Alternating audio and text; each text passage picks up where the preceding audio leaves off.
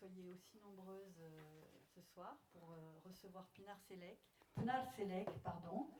Donc je lui ai demandé tout à l'heure comment ça se prononce quand le I n'a pas de point, puisque en fait son prénom s'écrit P-I-N-A-R, mais le I n'a pas de point.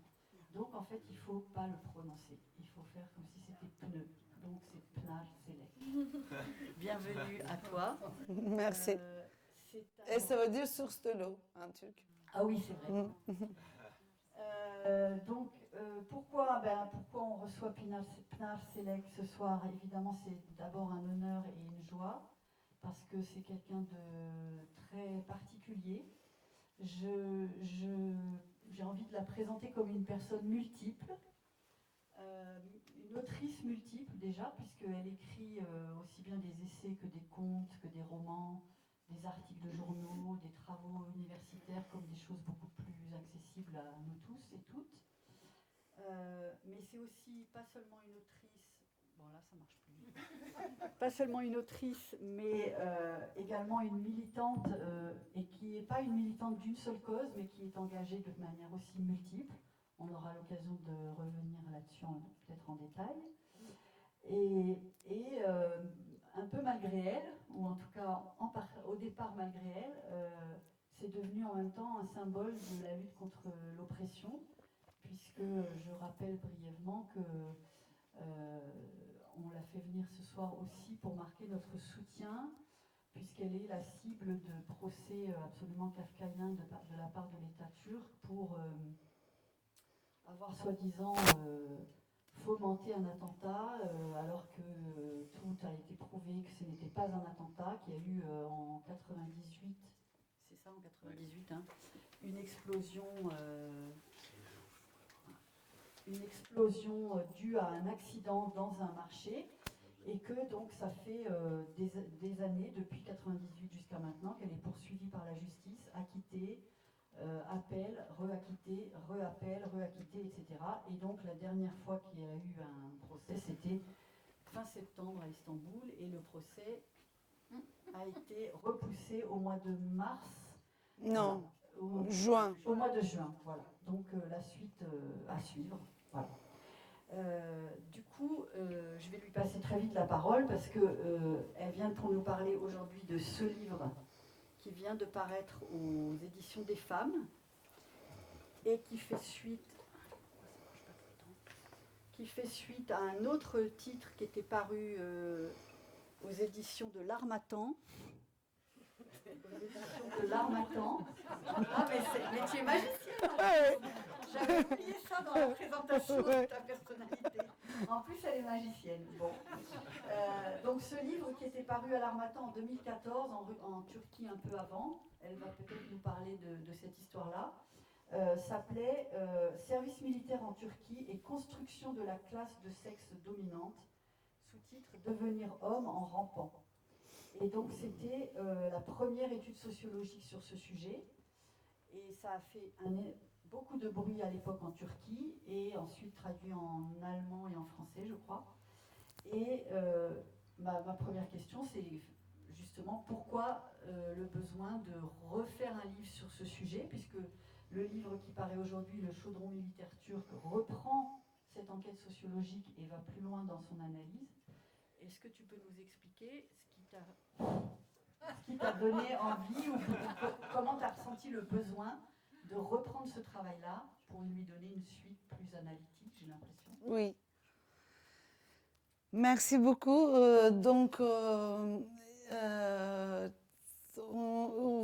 Je n'ai pas besoin de vous expliquer qu'on vit dans une période catastrophique. Et dans cette période catastrophique, c'est très important de se réunir et de continuer à agir, mais aussi à discuter. Et j'ai dit hier à la librairie à Marseille, quand j'avais quitté la Turquie en 2009, j'étais très malheureuse, mais aussi parce qu'on était dans une période de lutte et de l'effervescence politique, mais aussi philosophique. Je me souviens qu'on était tapé par la police, Et après, il y avait un petit local du cinéma, on se retrouvait pour discuter Habermas. Après, on allait dans un autre endroit pour discuter en Iran. Après, on allait dans les zones de guerre pour faire une manifestation. Donc, il y avait à la fois le besoin de comprendre, d'aller plus loin, pour pousser la pensée, mais en même temps agir. Donc, c'était très, très intéressant. Nous avions une revue, donc je le dis toujours, mais c'est très important.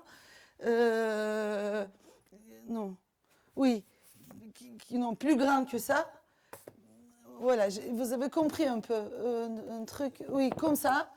Et tous les 3 mois, c'est publié. On vendait au moins 6000 exemplaires. Et qui n'était que théorie féministe. Vous imaginez chaque fois que...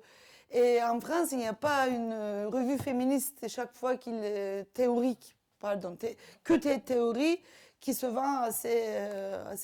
Et donc, moi, je trouve que c'est très, très important d'essayer de comprendre et de changer les choses parce que comme en Turquie, comme en France, comme en Italie, le fascisme, ils sont contre, ils sont anti-intellectuels, et cet anti-intellectualisme, à mon avis, a une raison, parce que les pouvoirs veulent gouverner les émotions. Comme ils veulent gouverner les émotions, ils ne veulent pas qu'on réfléchisse. Avant, pour les esclaves, c'était interdit d'apprendre à lire, à écrire, etc. Donc c'est deux choses différentes, agir et réfléchir, mais toujours il faut continuer à réfléchir, et même très, très théorique. Vous m'entendez, même si le micro ne marche pas. Et donc, je vais vous raconter, ça va prendre, je pense, 2 minutes, parce que ce n'est pas une question très facile pour expliquer. Non, elle n'est pas magicienne, celle-là.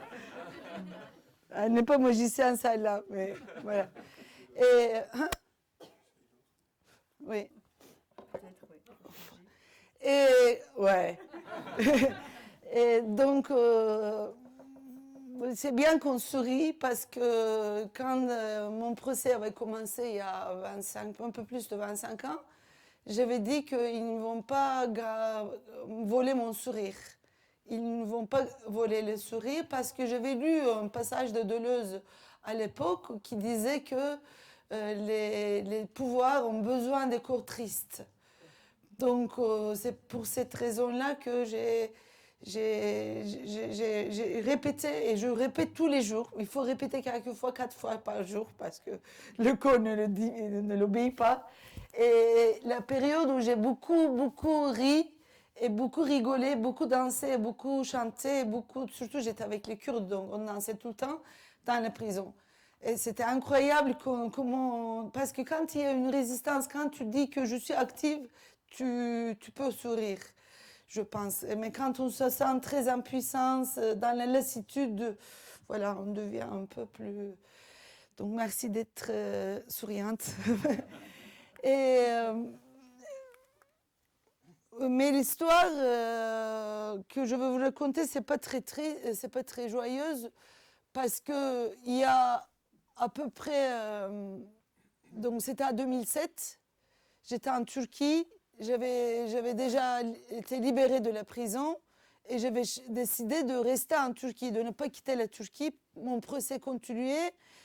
Mais il y avait une fois, dans 3 mois, il y avait une audience et on allait avec tous les amis, etc.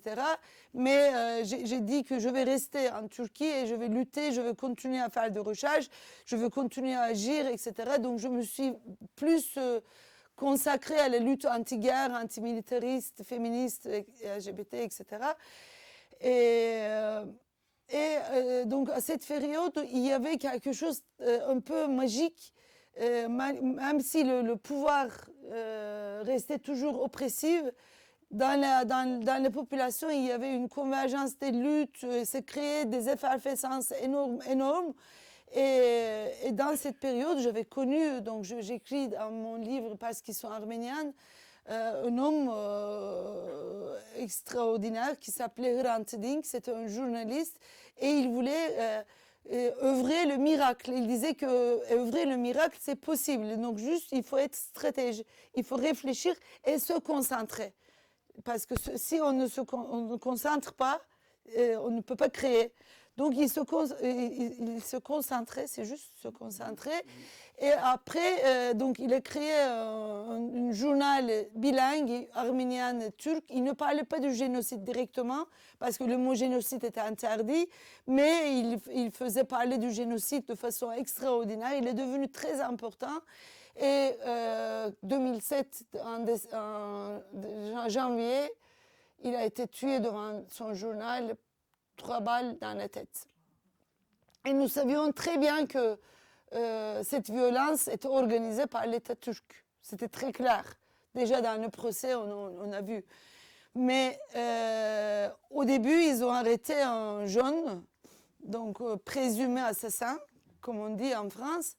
Donc quand il marchait comme ça, à côté des polices, déjà les policiers lui faisaient comme s'il était un héros. Donc il était comme ça, il fait comme ça. Fais attention, sois raisonnable, sinon tu vas perdre la vie. Il disait à nous, à tout le monde. Et moi, j'ai regardé cet homme, j'ai dit, mais je connais cet homme, mais où ça me paraît très proche, je connais ce visage. Et je réfléchissais, le lendemain, il y avait l'enterrement de Hrant, et la compagne de Hrant, c'est Raquel Dink. Elle a appelé à tout le monde, elle a dit, les amis, arrêter quelqu'un, ça peut être important, mais ce qui est plus important, c'est de sonder les ténèbres qui transforment un bébé en un assassin. Et je vous demande de sonder ces ténèbres. Et là, moi, c'était comme une, je n'allais pas dire ordre, mais c'était comme un ordre. Et j'ai dit, là, il faut que je fasse un travail. Je sais que tous ces processus, c'est multidimensionnel et multifactoriel. Donc, on peut faire des analyses géostratégiques, politiques. C'est parce qu'à cette période, l'État avait besoin de ça. On peut faire beaucoup de choses par rapport à Palestine, Israël, les Kurdes, qu'est-ce qui se passe en Haut-Karabakh. On peut faire des analyses politiques et géostratégiques, économiques, etc. Mais aussi, il faut aussi comprendre comment c'est possible, comment ça se produit et comment les États peuvent mobiliser les personnes ou les organisations peuvent mobiliser les personnes. Par exemple, comment en France, à l'époque, on a pu mobiliser centaines, milliers, plus de soldats à la Première Guerre mondiale. Comment ça se fait qu'il y a cette obéissance, Et moi, j'ai décidé à cette période, donc comme ça aussi, c'est multidimensionnel et multifactoriel, donc on peut discuter ça de façon très complexe. Mais à cette période, j'ai dit, moi, je peux éclairer, parce que en général, tous ces assassins ou tous ces acteurs de ces violences étaient des hommes. Et donc, moi, j'ai dit que je savais bien que le pouvoir politique, l'ordre politique, s'appuie sur l'ordre social. Et il a besoin de reproduire l'ordre social pour pouvoir discipliner, mais aussi pour se légitimer.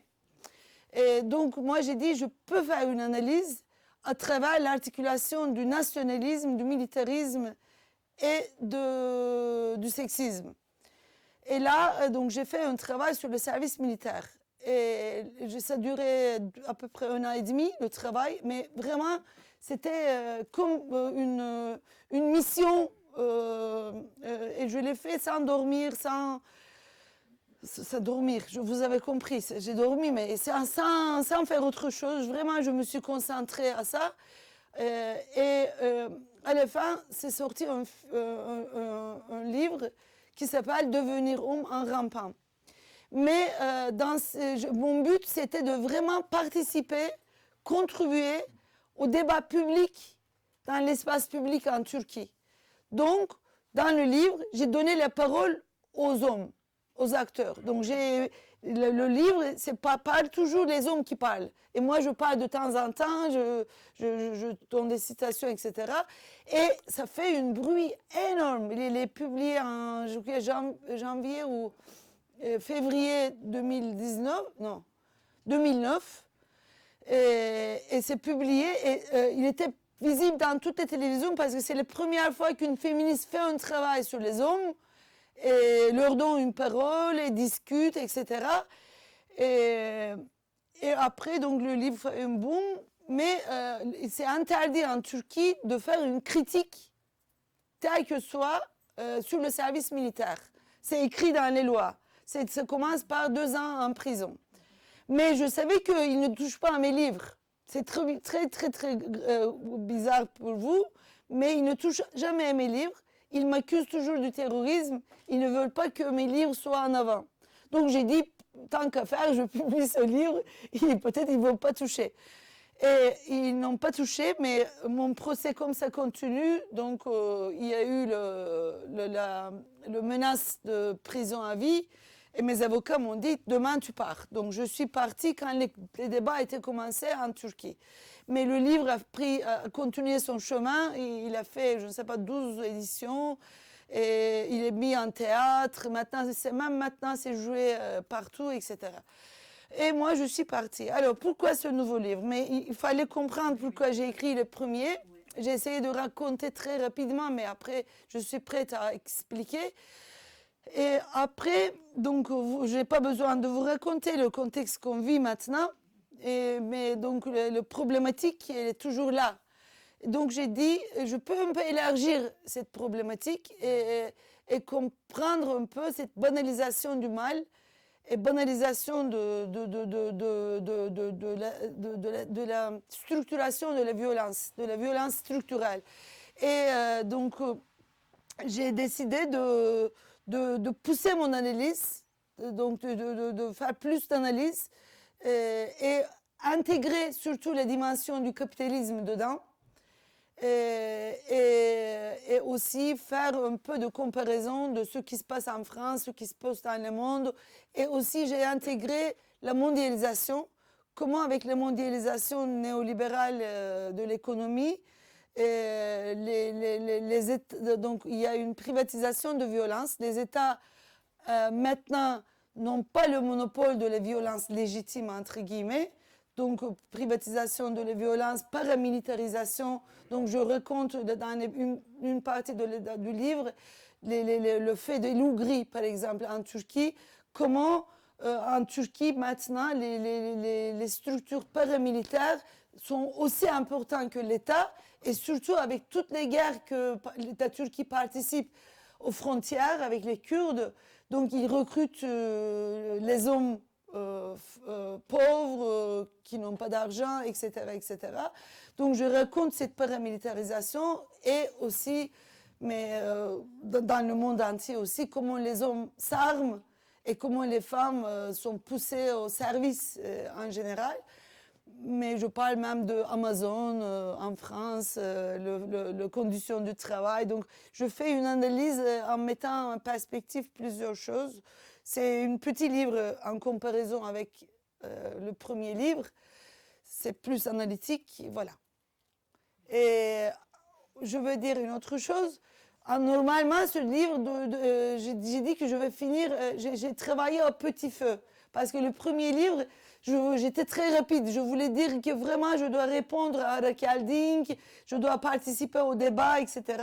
Maintenant, j'ai travaillé à petit feu, sans me précipiter, et vraiment essayer de laisser ma réflexion libre et posée.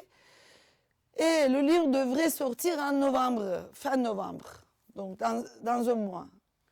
Et il y avait mon procès le 29 septembre, non, je dis n'importe, le 29 septembre dernier, donc il y a quelques semaines, non? Oui, il y a quelques semaines. Le temps passe vite parce que il y a quelques semaines. Et là, il y avait beaucoup de, je recevais beaucoup de, Thomas il est empêché parce que moi je bouge son truc. Et il y avait beaucoup de conseils de mes proches, de mes avocats. Pınar, pour l'instant, ne parle pas, ne va pas très loin. Essaye de s'occuper d'autre chose, mais pas de la Turquie, s'il te plaît, etc. Et surtout les avocats. Et donc là, j'ai dit qu'il faut que maintenant je fasse ça. Mais je n'ai pas fait juste par rapport à la Turquie, j'ai fait pour moi. J'ai dit, parce que les menaces sont devenues très, très visibles, les menaces de ces groupes paramilitaires en France, et ils sont très, très forts en France, ces groupes. Et moi, j'ai dit que même la peur diminue la qualité de la vie. Et même si j'aurais une courte vie, mais ça doit être libre et belle. Donc, et bonne qualité, voilà. Pinard, bonne qualité. Et là, j'ai demandé à ma maison d'édition, parce que le livre était déjà fini, mais c'était dans les rédactions, je ne sais pas, les éditeurs prennent leur temps. Et je leur ai dit, s'il vous plaît, publions-le 28 septembre. Dans les librairies, c'est 6 octobre, mais on a fait un lancement de livre à Paris le 28 septembre en guise de réponse pour faire ça. Voilà. Alors, les réponses, c'est bon? Oui, c'est parfait. Alors, on avait parlé tout à l'heure ensemble, Nar, et tu disais que ce serait bien de lire parfois des petits passages. Donc, je me disais que par rapport à cette question, je peux vous lire un petit extrait du début du livre qui explique, qui résume ce que tu viens de dire, mais de manière, je trouve... Ça va, vous m'entendez? Oui. Si. Peut-être si je me lève, ça Oui, bien. sera plus fort. Aujourd'hui, je veux aller plus loin dans l'analyse en élargissant ma problématique initiale qui était limitée au rôle du service militaire en Turquie dans la reproduction de la violence masculine. Pour ce faire, j'ai réfléchi à petit feu. J'ai dialogué longtemps avec cette chorale d'enquêtés, mais aussi avec Hannah Arendt, Simone Veil, Michel Foucault, Gilles Deleuze, et avec les nouvelles réflexions féministes.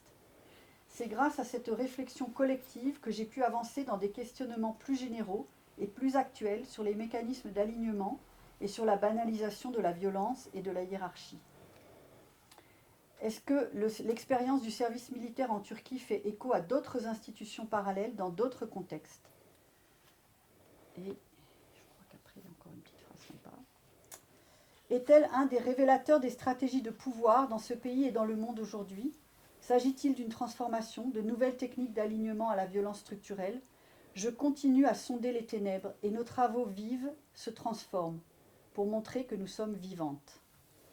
Donc, je trouvais ça beau, cette phrase où tu dis que tu dialogues aussi avec les enquêtés que tu n'as pas revus, puisque tu es reparti des entretiens que tu avais faits à l'époque, et puis aussi avec des auteurs et autrices importants, et des classiques, plus ou moins classiques, et puis des nouveaux. Donc je trouve que cette réflexion collective, tu l'as menée seule, mais accompagnée par ces textes.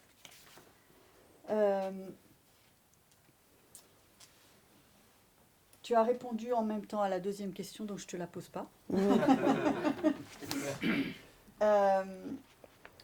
Ce qui m'a frappé dans certaines pages de ton livre, c'est que tu parles à un moment d'étudier le militarisme comme processus social de dressage des hommes pour qu'ils se conforment au modèle de la masculinité hégémonique turque.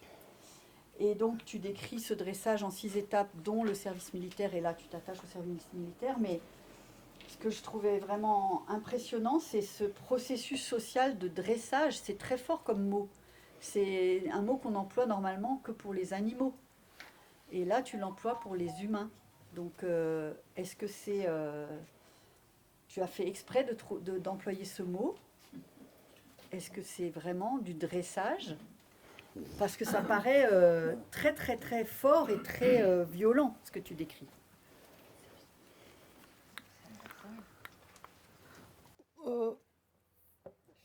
Oui, c'est violent, mais je crois que c'est le premier livre qui est sorti comme livre. J'ai des articles que j'avais écrits en français, mais c'est le premier livre qui n'est pas traduit.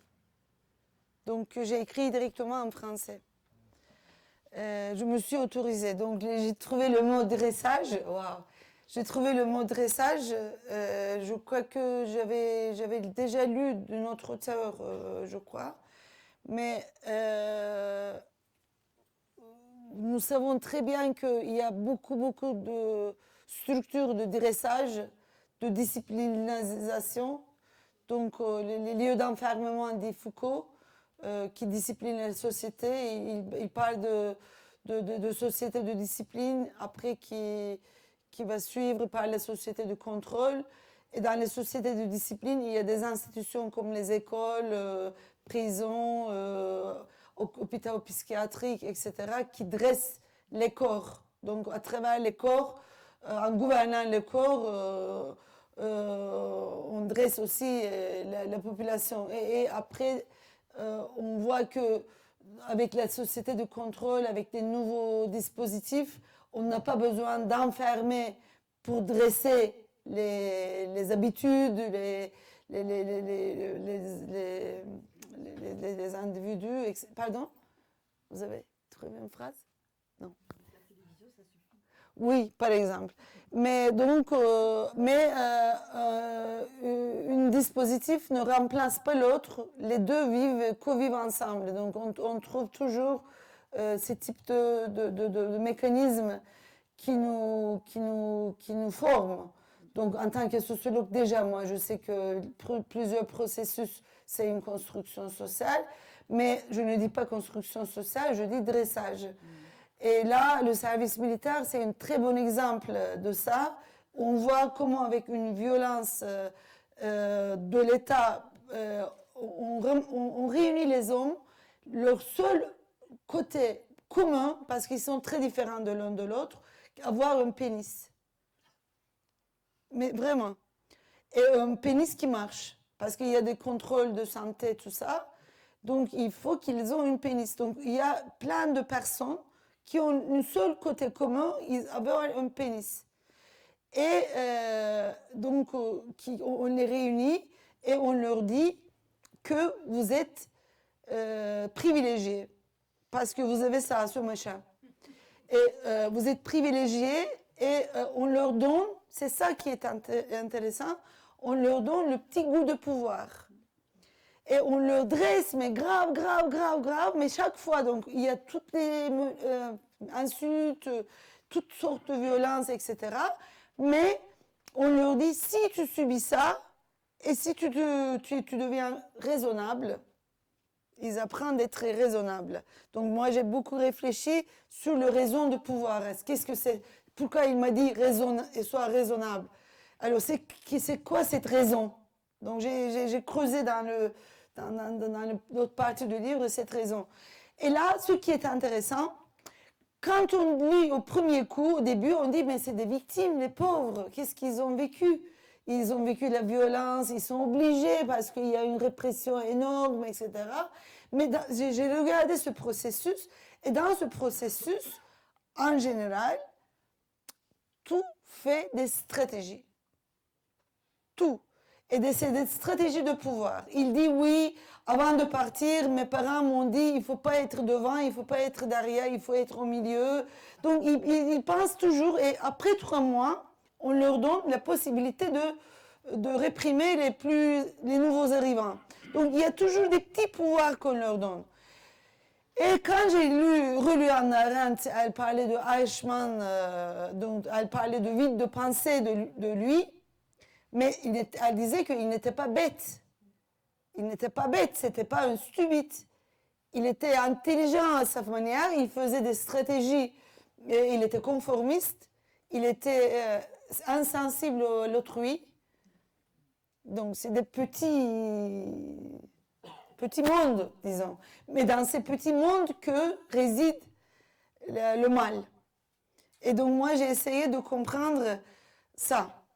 Et comment les hommes, bien évidemment par la construction sociale, parce que ce n'est pas que le service militaire fait ça, mais les hommes sont plus prêts à entendre ces petites promesses de pouvoir. Donc voilà. Et après, bien évidemment, c'est pas que le service militaire, j'ai pris comme un exemple le service militaire, mais on peut le trouver dans plein d'autres constructions. On peut le mettre aussi dans les groupes religieux. Quand on regarde comment les militants de Daesh sont dressés, mais eux, ils doivent être occupés pour le vide de pensée, toujours répéter les mêmes prière, des choses comme ça. Il faut pas, dans le service militaire, on dit toujours, il ne faut pas le temps libre. Le temps libre, c'est quand je vois tout le monde devant le téléphone, parce qu'il ne faut pas le temps libre. Il ne faut pas le temps libre. C'est très dangereux le temps libre. Et quand tu es toujours occupé, il faut occuper les enfants, il faut leur donner des jouets, il ne faut pas réfléchir. Donc, il y a c'est vide de pensée, cette absence de réflexion. C'est juste?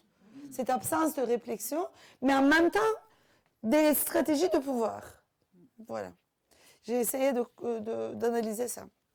Super. Elle a dit super.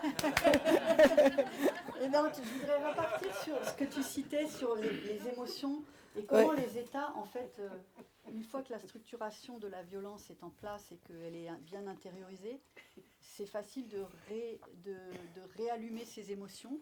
Et donc là, je voudrais aussi vous lire quelques phrases qui parlent de ça. Parce que tu expliques plusieurs moments que ces jeunes hommes, puisqu'ils sont jeunes au moment où ils font leur service militaire, subissent des violences très, très fortes, vraiment. C'est vraiment presque du sadisme par moment, mais que quelque part, ils le trouvent légitime. Donc ils intègrent cette nécessité en partant du principe que de toute façon, ils sont habitués depuis le début à une éducation violente, parce que l'éducation traditionnelle est violente aussi. Et tu dis, il reste des souvenirs de la colère et de la soumission et de la peur et surtout de la honte. Et plus loin, dans le même chapitre, mais juste un peu après, là où tu expliques comment ils arrivent à légitimer cette violence qu'ils subissent de la part de leurs supérieurs hiérarchiques, dans l'armée toujours. Ces papas commandants interdisent aux autres d'insulter les enfants. Ils mettent en scène des spectacles violents de punition, mais de façon arbitraire.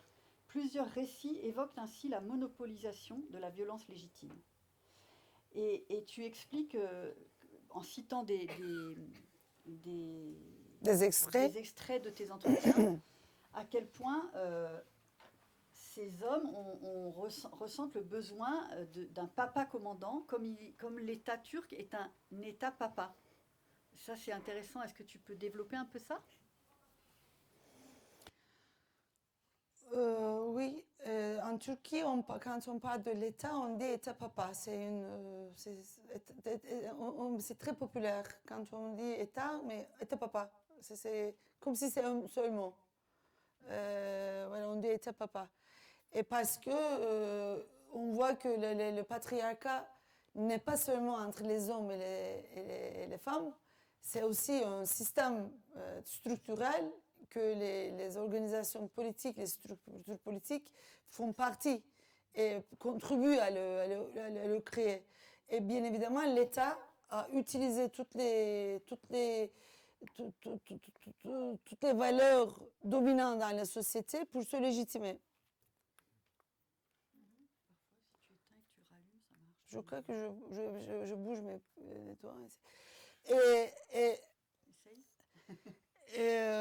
Mais par exemple, Atatürk, vous avez entendu le nom Atatürk?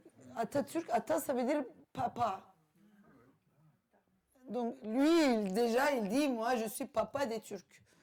Donc ils ont créé un système par le haut, après le génocide des Arméniens, les massacres des Kurdes et des Grecs, ils ont créé un système très, très totalitaire depuis le début, mais en utilisant très bien toutes les valeurs qui existent dans la société. Ils ont pris la famille comme une modèle, une famille patriarcale. Donc, ils ont légitimé, c'est plus facile à légitimer dans la société, et ils ont contribué à reproduire cette famille patriarcale aussi, parce que l'un, il est très lié à l'autre. Mais en dehors de ça, moi, je vois que ça, c'est un exemple. Mais pour les... Donc, c'est différent, ces expériences. Quand on est face à ces expériences, quand ils vivent la violence, c'est différent des violences que subissent les femmes. Les femmes aussi sont dans l'emprise, quelquefois elles les légitiment, parce qu'on ne peut pas, résister, on ne peut pas pour résister, pour continuer à vivre, il faut trouver des rationalisations. Et on dit, voilà, c'est comme ça. On trouve une explication. Et c'est ce type de rationalisation qui m'intéresse. Comment on rationalise les deux côtés. Et ces rationalisations, quand on creuse plus, on voit beaucoup de choses par rapport à nos sociétés.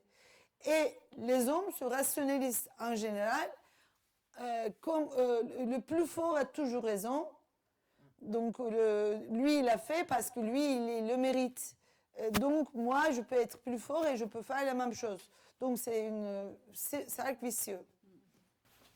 Et d'ailleurs, à un moment, tu dis aussi que les récits qui sont faits, parfois des années après, pour ceux qui sont plus âgés, ne sont pas forcément le récit de ce qui s'est passé, mais qu'il y a quand même une vérité dans ce récit. C'est-à-dire que c'est intéressant d'entendre le récit, même si les faits qui sont décrits ont été transformés dans le souvenir de la personne qui te parle. Oui, ça c'est une conception sociologique aussi, parce que tous les entretiens, c'est pas moi qui ai fait. Comme j'avais pas beaucoup de temps, et comme aussi, donc c'est moi qui ai écrit les questions, etc. Mais il y avait beaucoup d'hommes qui ne pouvaient pas parler avec une femme, toutes ces expériences. Donc j'ai travaillé avec 2 collègues hommes, donc qui ont des pénis, et qui ont fait le service militaire aussi. Qui ont fait le service militaire, donc qui se paraît plus proches à ces gens-là. Donc la plupart des entretiens est fait par les autres. Et moi, j'étais en train de les écouter et rédiger. Et quand j'écoute, parce qu'un entretien a duré 3 jours au moins. Parce que c'est une histoire orale, c'est pas des entretiens classiques. Donc, tu écoutes, c'est des répétitions, des banalités, des répétitions. Et chaque fois, je vois beaucoup de contradictions. Il le dit, mais après, il dit le contraire. Et mon but, c'est pas de chercher la vérité. C'est de comprendre les discours, de comprendre les rationalités. Donc, je ne cherche pas vraiment ce qui s'est passé, qu'est-ce qui s'est passé, etc. Et donc, pour moi, l'analyse sociologique, c'est sur le discours, sur leur rationalité, sur ce qui se souvient, sur ce qui vit, sur ce qui est diffusé. Voilà, ça, c'est une autre chose. Alors, je vous laisserai après un temps assez important pour que vous puissiez échanger avec Pnar. J'arrive pas encore à le dire bien, ça fait que depuis ça va venir. Que je sais comment ça doit se prononcer. Mais j'aimerais, avant qu'on passe à cette partie débat, vous parler aussi des autres livres de Pnar, parce qu'ils sont tous incroyables. Revenir sur l'histoire de la langue, parce que tu disais que c'est ton premier livre écrit en français. Pas tant que ça. Enfin, premier livre, mais tu as déjà écrit des articles. Est-ce que c'est juste de dire que tu réserves la langue turque au conte et au roman, et que tu gardes le français pour tout ce qui est plus du domaine de l'essai ? Oui, mon cœur n'a pas encore appris à danser en français, mais et je veux garder cette richesse de pouvoir écrire dans plein de langues. Mais par exemple, il y a un grand problème de traduction, parce que quand il y a des traductions, après tu n'es pas content, tu travailles là-dessus, etc. Et si vous voulez, Azucena et les fourmis zanzine, c'est le livre qui m'a transformée. Et quand j'étais en train d'écrire, j'ai eu une grande conflit avec ma maison d'édition de l'époque en France, qui m'a dit que tu ne peux pas écrire sur les Français, tu ne peux pas écrire une chose, parce que si tu étais anglais, si tu étais italien, ça peut passer, mais tu es turc. C'est comme les Arabes, les Turcs ne peuvent pas écrire ce qui se passe en France. Mais moi, j'ai dit, j'écris une histoire de fou, ça passe à Nice, c'est génial, qui me transforme. Il y a Simone Weil avec moi, on écrit ensemble, etc. Et à ne pas comprendre, elle dit, non, mais le marché du livre français n'accepte pas ça, n'oublie pas. J'ai dit, moi, je ne suis pas condamnée à écrire, répéter la même histoire. Si je veux, je vais écrire, mais si je ne veux pas, je peux écrire d'autres choses.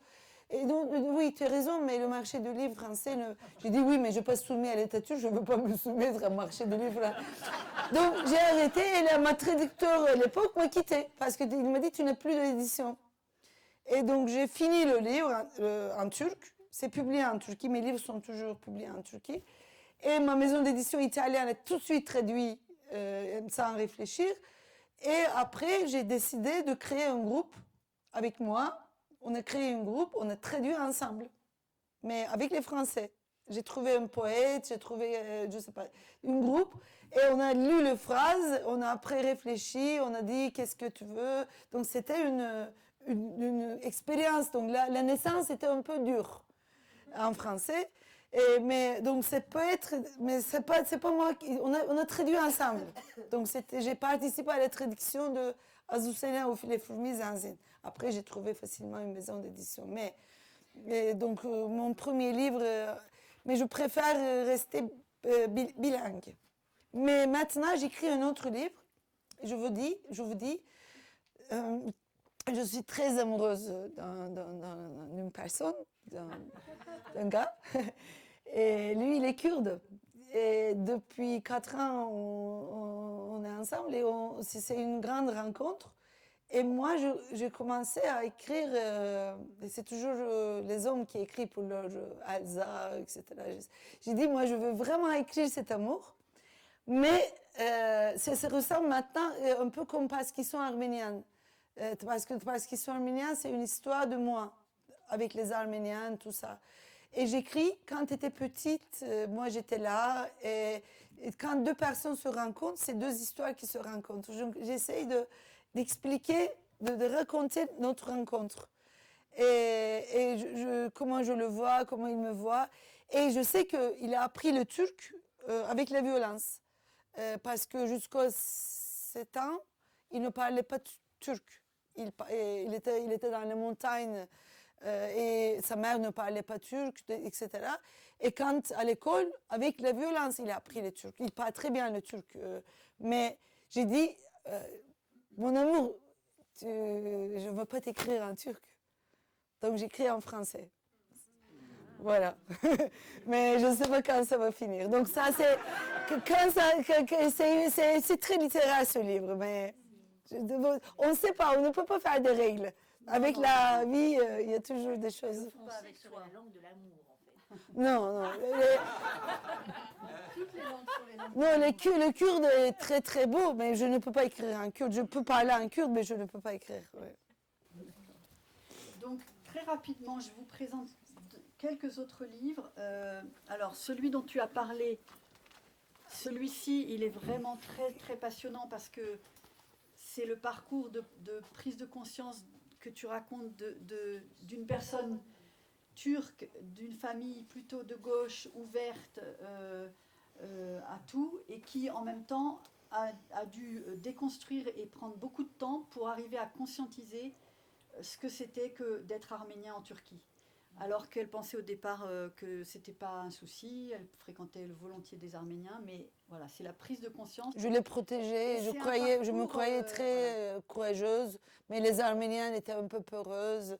Et après, j'ai compris que parce que j'étais turque, que je pouvais être comme ça. Et ça, c'est vraiment, je trouve que n'importe qui peut le lire pour n'importe quelle ethnie, pays, ça marche. C'est vraiment le parcours d'une prise de conscience. Et donc, ça nous parle à tous et toutes. D'où qu'on vienne. Ça, c'est vraiment un très beau livre, tout petit, très vite lu, qui s'appelle Parce qu'ils sont arméniens. Parce que depuis mon enfance, je disais pourquoi parce qu'ils sont arméniens. Pourquoi ils sont comme ça parce qu'ils sont arméniens. Donc j'ai essayé de prendre ça. Alors celui-là, je ne peux pas en parler parce que je ne l'ai pas encore lu, mais elle vient de vous en parler très bien. C'est son dernier roman qui est paru. Donc, et je trouve que c'est beau Édition des femmes. Que tu dises que ça a été une traduction collective parce que tu es vraiment très attachée à l'action collective. C'est ça. C'est important de le rappeler. On n'a pas trop abordé le thème de la non-violence, mais c'est aussi un thème central dans ta vie et très important. Anti-violence, oui. Anti-violence, antimilitariste, féministe, écologiste, elle est tout à la fois. Et je veux vous parler aussi de celui-ci, qui était son premier roman, je crois, et qui a été traduit du turc. et qui s'appelle La Maison du Bosphore et qui est vraiment un magnifique roman qui parle aussi d'exil, d'amour, de clichés, de racisme, de discrimination, de libération, enfin de plein de choses, de voyage, Des complicités. de complicité des hommes, des femmes.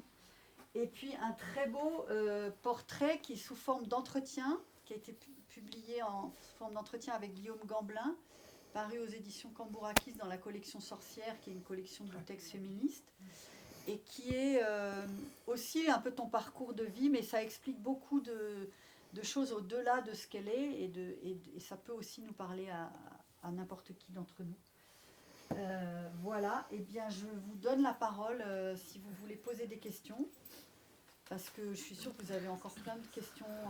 Alors, comme le livre vient de sortir, il n'y a pas beaucoup de gens qui ont lu, je pense, ici. Donc, comme ça, vous ne pouvez pas me critiquer.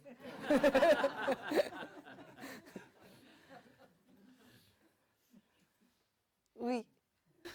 Je n'ai pas de questions, mais j'ai envie de vous applaudir. Et Merci, merci. Merci. j'ai trop de questions, mais on peut. Merci beaucoup. Putain. Je peux ajouter quelque chose. C'est la première fois que dans mes textes politiques ou analytiques, je ne sais pas comment dire, même tous mes textes, parce que tous mes livres, mes contes, mes romans finissent bien. Donc je suis très attachée de finir bien un texte. Et c'est la première fois qu'il ne faut pas dire la fin. Les libraires ne sont pas contentes. Je peux lire la fin, j'ai prévu peut-être de la lire si tu veux. Oui, oui. C'est pas un livre à suspense en fait. Hein. Oui. C'est pas grave si tu lis la fin. Ouais. Parce qu'en général, je parle des choses mauvaises, mais à la fin, je dis, mais on peut changer. Donc, voilà. Et là, c'est pas tout à fait ça. Non. Difficile de revenir en arrière, car les ténèbres qui font d'un bébé un assassin, ça c'est la citation de son ami assassiné, Hrant Dink. Donc difficile de revenir en arrière, car les ténèbres qui font d'un bébé un assassin sont constituées de multiples dynamiques sociales. En d'autres termes, le processus de la construction sociale de ces ténèbres est multidimensionnel et multifactoriel. L'expérience du service militaire en Turquie dévoile la place de la masculinité hégémonique dans ce processus et surtout le rôle des mécanismes militaires ou étatiques dans la construction de la classe de sexe dominante. Ce cheminement de la légitimation, de l'apprentissage et de la rationalisation de la violence révèle également comment le désir de pouvoir et le conformisme façonnent la production des sujets de violence. Aujourd'hui, de multiples mécanismes, sans toujours faire passer les individus par des lieux d'enfermement, les disciplinent, les rationalisent et les rendent sujets de violence à plusieurs niveaux. Ceux qui tuent, ceux qui tournent la tête, ceux qui ferment les yeux, ceux qui l'acceptent comme un mal naturel. Cette démonstration rend visibles plusieurs formes par lesquelles l'individu est amené à se constituer lui-même comme acteur de la violence, responsable de ses actes. Elle nous donne également des clés de compréhension de la banalisation de la violence en général. À partir de cet exemple, nous pouvons réfléchir sur ceux et celles qui font tourner la machine. Les acteurs sont raisonnables, stratégiques, ils s'alignent par conformisme. Ils sont responsables de leurs actes. Leur obéissance à la hiérarchie et leur soumission aux nouvelles exigences structurelles permet de monter les échelons sociaux de l'ordre capitaliste. Si aujourd'hui notre vieux monde se confronte à des pensées utopiques qui créent des liens transnationaux forts entre les personnes, si ce qui est nouveau est en train de se former par le bas, par la convergence de mobilisations multiformes, il faut néanmoins réfléchir sur le mal enraciné dans l'histoire passée et présente de la civilisation humaine, sur les mécanismes qui nous habituent sans trop nous indigner face à une extrême violence toujours très présente. Car le mal enraciné n'est pas un rhume, on ne peut pas le soigner avec un peu de miel et de citron. Voilà. Ça reste quand même poétique toujours. Oui, moi j'avais 3 questions à vous poser sur le service militaire. Oui. Parce que, en fait, je voulais savoir comment ça se passait avec les jeunes hommes qui étaient kurdes, d'une part, dans le service militaire, parce que j'imagine que ils sont un peu visés par les hiérarchies. Deuxièmement, Première question, je vous réponds. en même temps, c'est les trois sur le service militaire. La deuxième question, c'est évidemment imposer le service militaire à des jeunes citadins et à des paysans, c'est pas du tout la même chose. Donc, comment réagissent les jeunes citadins au service militaire? Et puis, la troisième question, je pense que vous avez déjà répondu, c'est est-ce qu'il y a des jeunes femmes qui veulent faire leur service militaire en Turquie? Et deuxième question, je n'ai pas compris, citadin, paysan. Est-ce que là, parce que quand il y avait le service militaire en France, il était très clair que les citadins, ils n'avaient absolument pas envie d'aller dans cette Ah oui. puisque les paysans, c'était autre chose. Alors, est-ce que c'est la même chose en Turquie? C'est-à-dire, est-ce que c'est plus facile d'imposer les règles du service militaire aux paysans qu'aux citadins? Alors, la première question, si vous voulez, j'ai oublié de dire, on n'a pas eu le temps, il y a un très important mouvement de insoumis en Turquie. C'est un des plus grands mouvements, donc une des plus importants mouvements, c'est le mouvement des insoumis. Et c'est depuis, à partir des années 90 que ça s'est développé.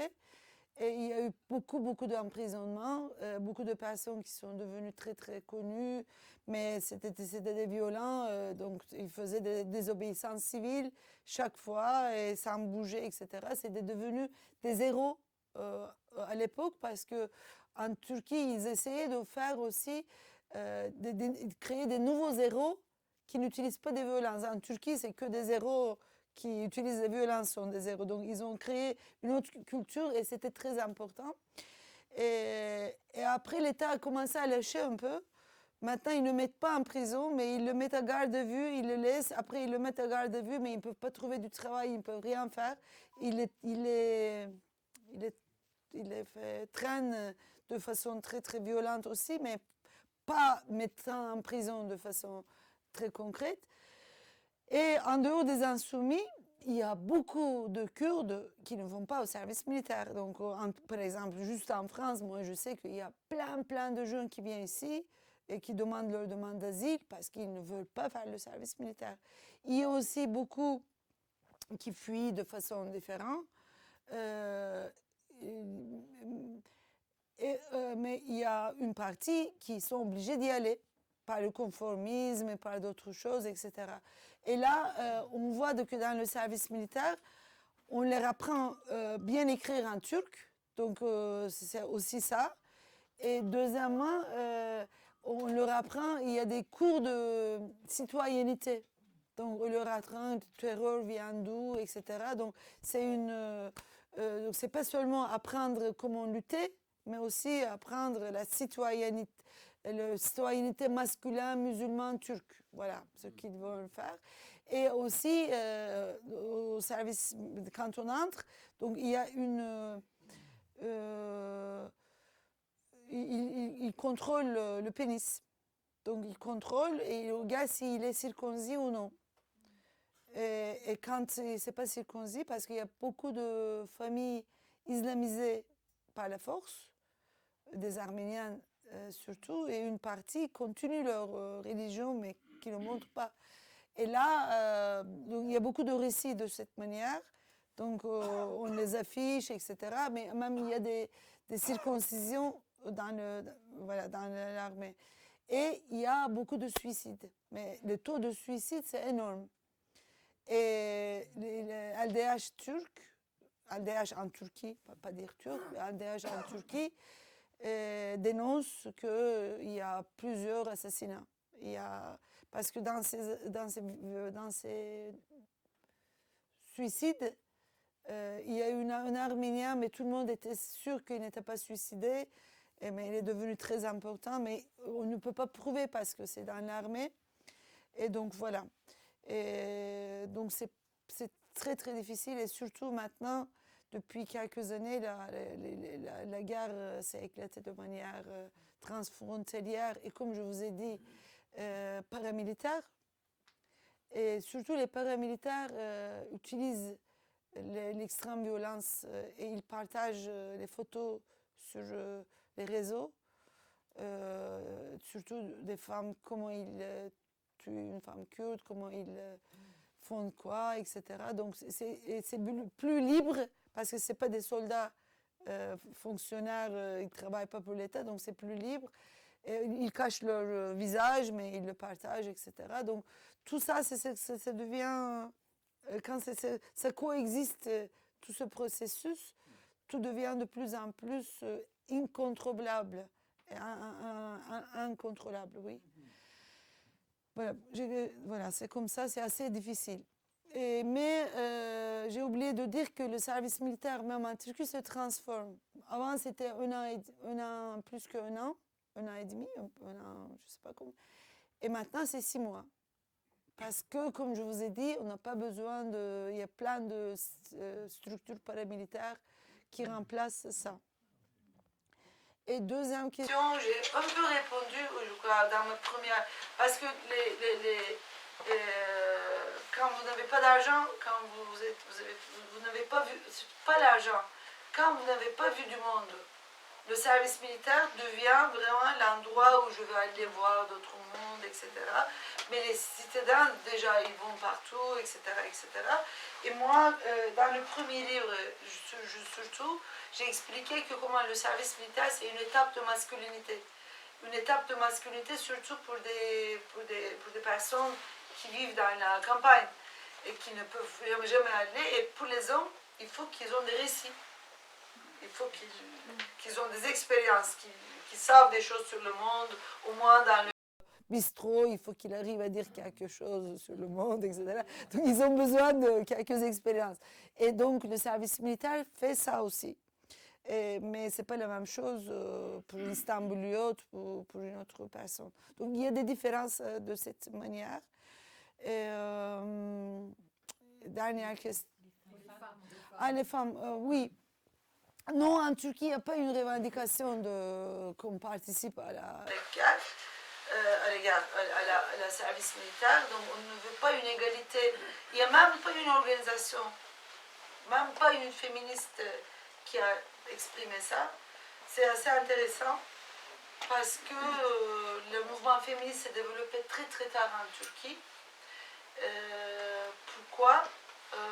Parce que l'État turc avait utilisé la femme, il ne disait pas les femmes, mais la femme comme un symbole de la modernité turque. Et donc, imaginez après le génocide, après tous ces massacres, etc. Donc, il y a eu un espace pour les femmes. Donc, la femme était choisie comme une vitrine de la République moderne. Donc, les droits à la vote, l'éligibilité, etc., d'avortement. Donc, il y a eu tous les droits qui viennent de haut. Mais il y avait un mouvement féministe qui existait dans l'Empire ottoman.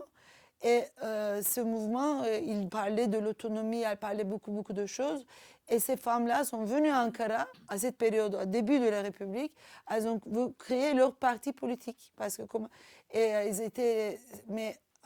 réprimées de manière grave, elles ont toutes à peu près fini comme Camille Claudel dans les hôpitaux psychiatriques. Donc, déjà, le parti était interdit et on a dit que toute organisation autonome sera interdite. Si vous voulez profiter des avantages de la République, vous devez participer au parti républicain. Il y avait un seul parti. Et ils ont créé une association, Türk Kadınlar Birliği, l'Union des femmes turques. Donc, qui allait au Kurdistan apprendre le turc, écrire, faire, manger, ou ouvrir les foulards des femmes, donc créer la femme moderne, etc. Et c'était assez difficile. Atatürk, donc le père des Turcs, il a trouvé 3-4 filles adoptives, et ils ont dit que ces filles-là sont le symbole de la République. À Istanbul, il y a 2 aéroports. Première s'appelle Charles de Gaulle, non, Atatürk, et l'autre s'appelle Sabiha Gökçen. Et Sabiha Gökçen, c'est cette fille donc, qui a bombardé les Kurdes. Donc c'est une pilote de chasse très militaire. Et c'est elle on dit que c'est elle qui a bombardé. On l'a affiché comme ça. Parce qu'il y avait des émeutes des Kurdes au début de la République. Et donc le mouvement féministe s'est développé très tard. Après, il y avait le mouvement de gauche qui ne parlait pas de questions de femmes, c'est après les révolutions, etc. Donc le kémalisme et la gauche révolutionnaire allaient de pair pour rendre invisible la cause des femmes. Et le mouvement féministe est sorti dans les années 80 en critiquant à la fois l'État, en critiquant à la fois la gauche révolutionnaire à cette période, et qui était depuis les deux débuts, pas sur la question de l'égalité, mais de liberté. Était antimilitariste et antinationaliste depuis les débuts. Parce que cet nationalisme-là et cet militarisme-là empêchaient de sortir le mouvement féministe. Donc les autres mouvements après LGBTIQ, antimilitaristes, c'est sorti à partir de ça. Donc, comme il y a cette histoire et comme ce mouvement, c'est comme une plante qui a poussé le béton et qui est sortie de béton. Donc il y a des bases assez fortes, et surtout théoriques, expérimentales aussi, de l'expérience aussi. Et donc moi je n'ai pas entendu une demande on fait le service militaire ensemble. Merci. C'était et je réponds très longue, mais c'est difficile d'expliquer sinon en 2 mots. S'il vous plaît, pendant vos procès en Turquie, vous avez été soutenu par beaucoup de groupes en Allemagne, tout ce que je sais. Est-ce que vous avez eu d'autres soutiens dans d'autres pays européens aussi? Oui, il y a des périodes comme mon procès a duré depuis 25 ans. Donc il y a des hauts, des bas, il y a des silences, des moments de silence, on ne sait pas qu'est-ce qu'ils vont décider. Après tout d'un coup, il y a un procès, il faut remobiliser les gens. C'est très très pénible. Mais le soutien en Allemagne, c'est bien parce que j'ai déménagé en Allemagne entre 2009 et 2012. Donc j'étais à Berlin et là, c'était plus facile qu'il y ait une mobilisation. Maintenant, je suis en France, mais après une période dans 2012-2013, le Parlement européen s'est mobilisé. La Commission européenne, dans son rapport, donc, il a mis mon procès. Donc, il y a eu des périodes où plusieurs pays se sont mobilisés, mais quelquefois, pour l'instant, ça recommence. Comme il y avait une silence depuis 2014, donc mon dernier acquittement, il n'y avait rien d'autre. Et comme ça vient de commencer depuis 1 an après, mes livres traduits dans plusieurs langues aident aussi à créer une sensibilité. Mais ce n'est pas évident de garder cette solidarité pour un procès qui traîne, qui dure longtemps, etc. Vous pouvez vous tenir au courant de l'actualité de la solidarité sur le site finarselect.fr. Et je veux juste dire que vous êtes à Fokake, donc vous connaissez Longomai. Et c'est vraiment, je peux dire qu'une de mes... je considère comme une famille, donc tu n'es pas obligé d'aimer toutes les personnes de la famille, mais tu fais partie de cette famille. Et une de mes ressources très, très, très importantes. Et la solidarité devient internationale aussi grâce à Longomai. Donc, que ça continue longtemps. Longomai, ça veut dire que ça dure long. Et donc, je crois que pour la solidarité, moi, j'ai vu qu'il y a cette fidélité, ou je dis d'autres, persévérance. Voilà. Donc, c'est un exemple. Il y a d'autres personnes, d'autres milieux qui sont comme ça, mais voilà. Comme on est à Fokake. Vous êtes arménienne. Ouais. J'ai compris tout de suite. Oui, on s'est déjà croisés, mais oui. Je voulais témoigner en fait de l'importance de ce texte pour notre famille. Nous, on se l'est lu à haute voix. C'est vrai? Oui. C'est une lecture qui a été faite entre ma fille, ma sœur, ma mère à haute voix. Et ça a été une réparation très forte pour nous. Et vraiment, je crois qu'une des choses qui m'a le plus touchée dans ce livre-là, c'est votre rencontre avec Hrant Dink. Parce que pour moi, c'est quelqu'un de très très important. Et de savoir que vous l'avez connu, et la manière dont vous racontez votre rencontre avec lui, et voilà, c'est juste voilà, très important. Moi, j'étais touchée parce que je suis quand même entourée de personnes qui, à un moment, en voulaient encore énormément aux Turcs, non, tu parles pas un turc, ça va pas à la tête. Et moi, voilà, c'est quelque chose dans quoi je peux pas entrer, quoi. Et quelque part, ce texte-là, il est maintenant ma référence de dire, attends, non. Ne mets pas tous les Turcs, ne mets pas Atatürk avec voilà, la population turque. Et voilà, donc merci infiniment parce que et le texte, il est, voilà, ceux qui veulent le lire, là, il est sur la table chez Zépur, chez ma maman. Et donc il est là et merci infiniment. Parce que Hrant Dink, je crois que c'est important aussi de le présenter parce que c'est quand même. Enfin, moi, je suis frappée par ce courage de rester sur place alors qu'on sait très bien, alors qu'il sait très bien tout le risque qu'il y a à rester dans un pays. Et c'est pareil pour vous. Donc, voilà, je voulais juste témoigner et remercier pour ce texte. Et Grant, il disait que, donc je crois que vous voulez que je dise un peu plus de choses sur lui. Oui, moi je l'ai connu quand j'étais sortie de la prison. Et c'est lui qui est venu me trouver. Il avait des grandes mains comme ça, il a tenu ma main. Il m'a dit, nous devons travailler ensemble. Je voyais la première fois une Arménienne en Turquie qui vient et qui t'anime. C'est pas toi qui l'anime, mais c'est lui qui t'anime. Donc c'était très, très fort. Et après, j'ai découvert Agos. Et j'ai découvert comment ils avaient une pragmatisme radical, une intelligence. Et il dit qu'il faut accepter le terrain. Il faut accepter, c'est comme ça. Donc, si nous voulons changer, nous devons vraiment travailler de manière très sophistiquée.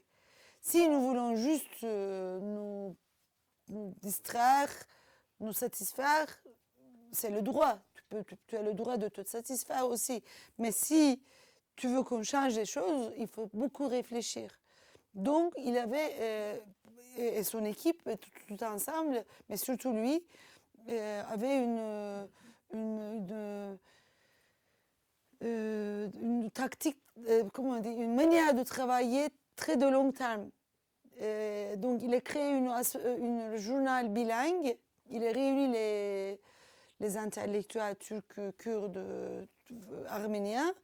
Et après, il a commencé à poser des questions comme le mot génocide n'était pas utilisable. Où sommes-nous?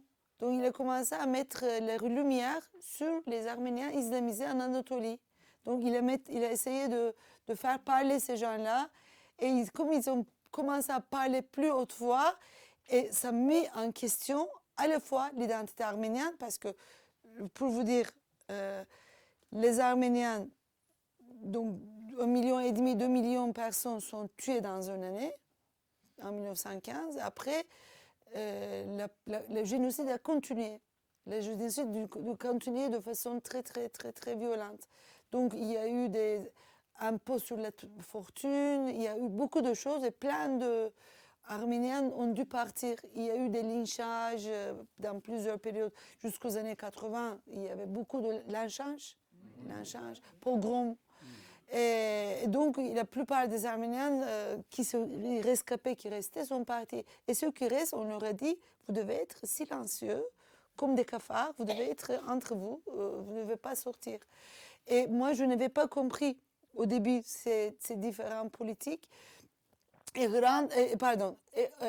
le traité de Lausanne, on les a donné un statut de minorité, mais minorité religieuse. Il y a 3 minorités religieuses.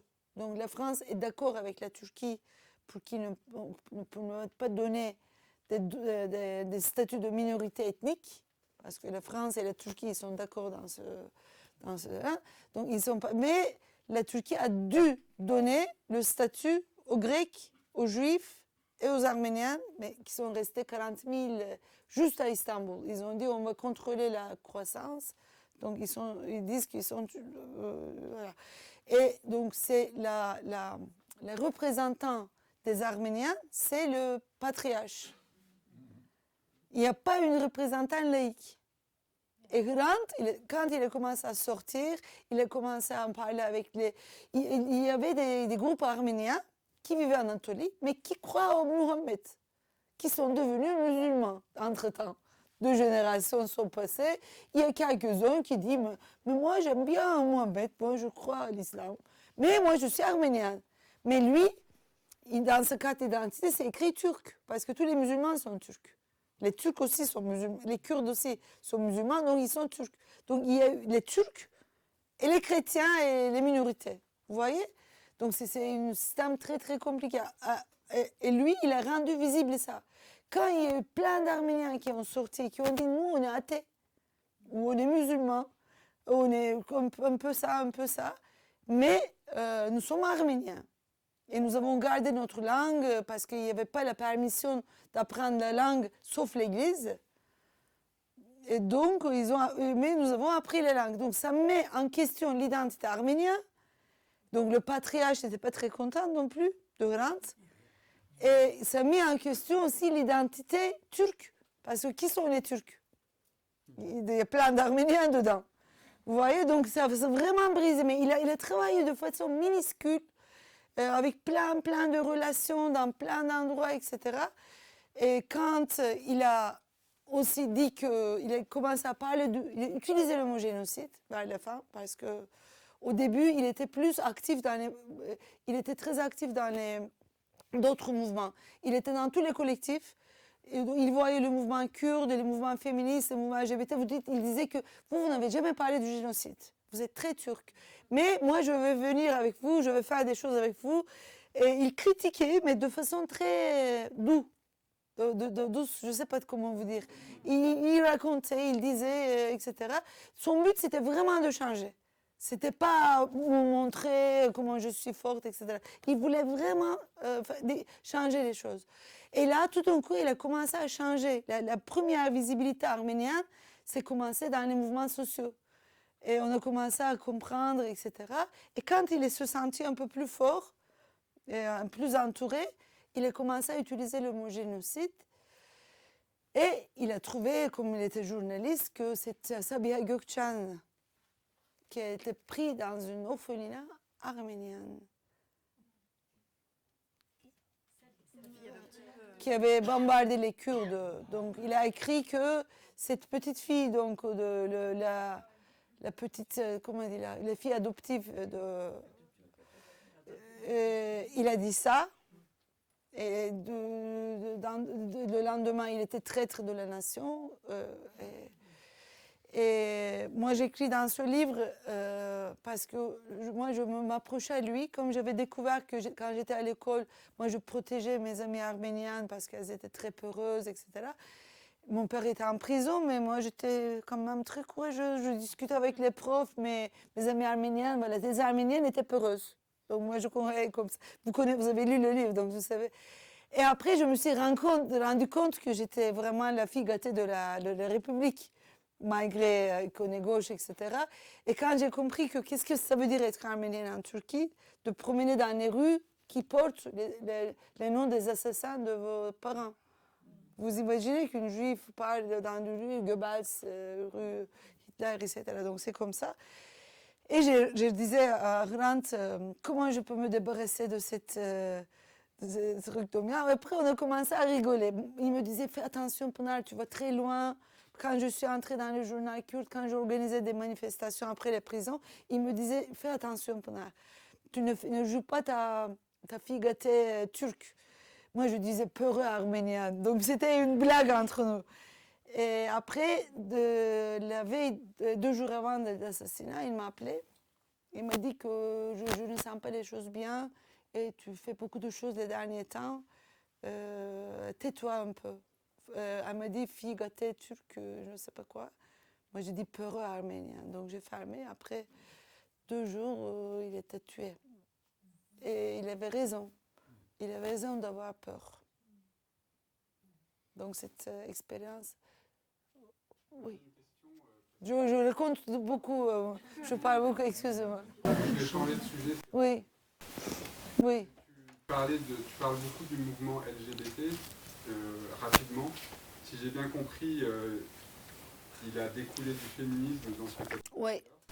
Et moi, je voulais savoir comment s'articule le féminisme avec le mouvement LGBT en Turquie, par par rapport à la question de la masculinité hégémonique, comme tu dis, par rapport à cette problématique de la binarité, est-ce que le féminisme, les mouvements féministes et les mouvements LGBT en Turquie arrivent à se mettre d'accord sur cette question-là?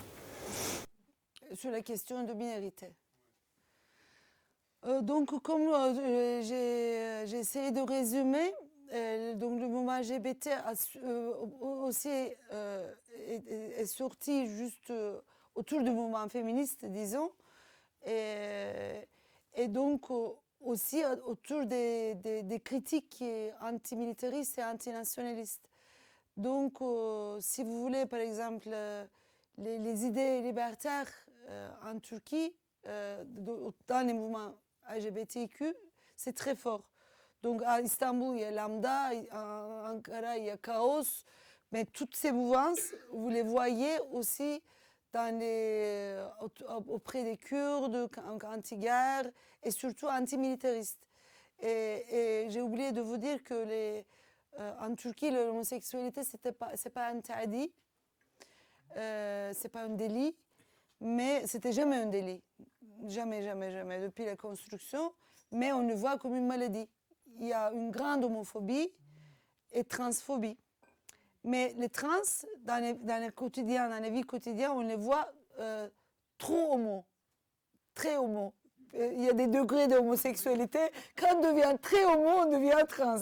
Les fascistes, comme ça. Donc, la transphobie, l'homophobie se confondent. Donc, ils sont ensemble en général. Et donc, en général, toutes ces luttes se mettent ensemble. Donc, surtout contre cette extrême droite qui est très fort et paramilitaire, qui tape les trans, les homos, les femmes, etc., les Kurdes, les Arméniens. Donc, il y a une convergence assez importante antifasciste, si je peux dire. Et dans ce contexte, il y a des divergences. Chez nous, il y a des divergences. Dans le mouvement féministe n'est pas homogène. Donc, il y a des différentes générations. Et aussi, le mouvement LGBTIQ n'est pas homogène aussi. Il y a des versions très libérales, il y a des versions plus politiques, il y a différents types de versions. Donc, il y a beaucoup de débats. Beaucoup de débats, beaucoup de choses qui ne collent pas, mais c'est normal. Chez nous, ça ne crée pas des crises comme en France. Donc, ça ne crée pas des divisions. Nous adorons qu'il y ait des différences, qu'il y ait des discussions et même des critiques quelquefois. Par exemple, quand on discute, nous, on le critique. Quand on sort, on est potes, Mais c'est parce qu'on est face à un régime très, très fort. Et ça crée une sorte de sagesse où, je ne sais pas, on n'a pas de luxe pour la divergence. Elle peut croire à ça, vraiment. Il y a des personnes qui croient que, je ne sais pas... il n'y a que des femmes et des hommes, et il n'y a pas d'autres. On ne peut pas les déconstruire parce que c'est des constructions sociales, parce que c'est des groupes sociaux de sexe, c'est matérialiste, etc. Mais moi, je peux entendre aussi. Mais juste, j'ai besoin de. Comme disait Rand, si on veut changer, il faut être patiente et discuter. Et quand il y a des violences, on peut résister contre les violences de façon collective et différente. Mais chez nous, comme je dis, que cette différence ne crée pas des conflits en France. J'étais très étonnée quand j'étais venue en France. J'ai dit, comment je vais me positionner? Il ne faut pas que je me positionne de façon... Parce que les deux côtés ne me convenaient pas. Par rapport à la question de voile, par rapport à la question de prostitution, plein de différents sujets. Je ne me voyais pas directement cette violence entre les personnes, quand il y a des confrontations, etc.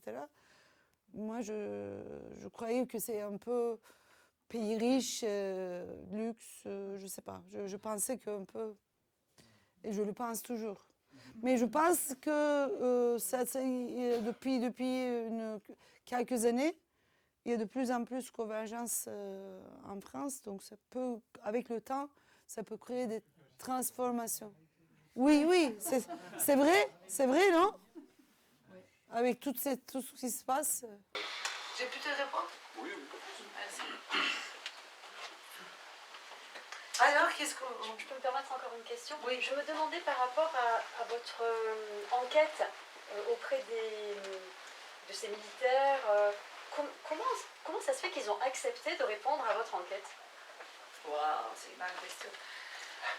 Alors, les hommes adorent parler sur le service militaire. Ils adorent. Et donc, mais ils ne parlent pas de tout ce qui se passe vraiment.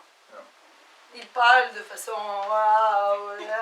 Et après, nous avons dit que nous voulons faire un travail de service militaire sur comprendre, on n'a pas dit tout, mais on n'a pas menti non plus, pour comprendre ce qui change, ce qui se transforme, comment vous avez vécu, quelles sont les différences, etc. Et nous voulons vous entendre, vos expériences, comme un témoin, mais aussi comme un expert. Et donc, quand on s'approche comme ça, donc, ils ont commencé à continuer à répondre. Et quelquefois, nous avons parlé avec une centaine de personnes. Ça nous a pris beaucoup de temps, vraiment. Mais on a partagé les personnes. Donc, moi, j'ai parlé plutôt avec les Istanbuliotes, parce que dans notre échantillon, il y avait aussi quelques homos, 2 trans, et parce qu'on a voulu faire un vrai échantillon. Et des Arméniens, des trucs, parce qu'ils ont dû aller au service militaire à un moment donné. Donc moi, j'ai pu parler avec des personnes qui peuvent parler avec moi. Et les autres sont parlés avec les autres. Donc, et à la fin, c'est 58 qui ont accepté d'être paraître dans le livre. C'était d'utiliser le discours dans le livre. Mais on a changé les noms, on n'a pas mis leur nom, mais quand même, une partie, ils ont eu peur. Et c'est très compréhensible. Et après, on les a envoyés le livre quand c'était sorti. Il y a eu un collectif, quand je suis partie de la Turquie, ils ont acheté les livres. La maison d'édition elle a fait un prix très très bas. Et ils ont trouvé tous les interlocuteurs, ils les ont envoyés pendant les parties, on nous envoie, etc. C'était très touchant. Donc même si ceux qui n'ont pas voulu prêter dans le livre, parce qu'ils ont passé 2 jours, 3 jours avec nous quand même, ils nous ont partagé leur expérience. Après, la peur, c'est pas très important. Ils étaient généreux et donc on a restitué les résultats. Voilà. Est-ce qu'on continue à partir de... On peut peut-être passer à la phase apéro et... Voilà. Ce travail comme ça. Merci beaucoup les amis.